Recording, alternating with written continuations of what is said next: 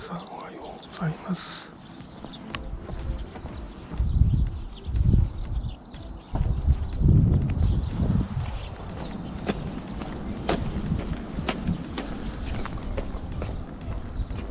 君か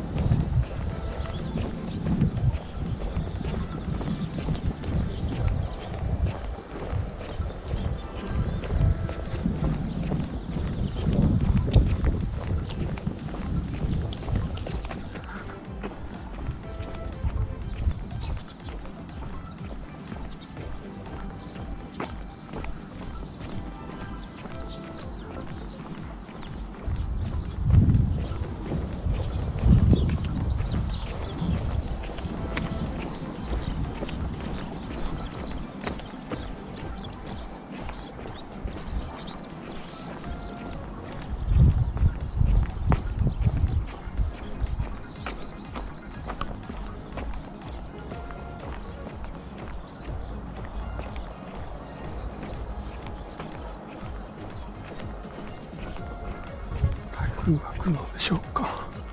ちょっと行くな。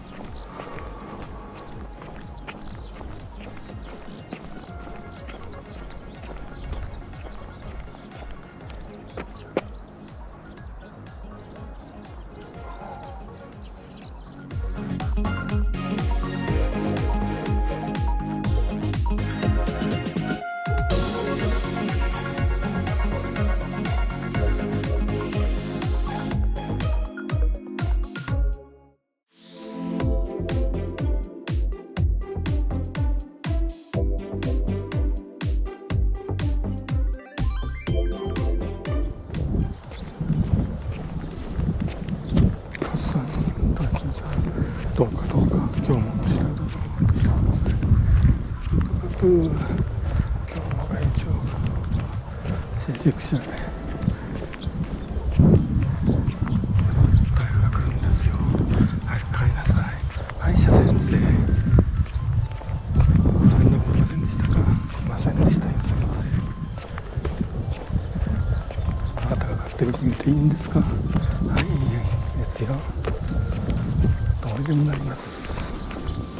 そうですか。ゼラ先生、車両からちょっと汚いですわね。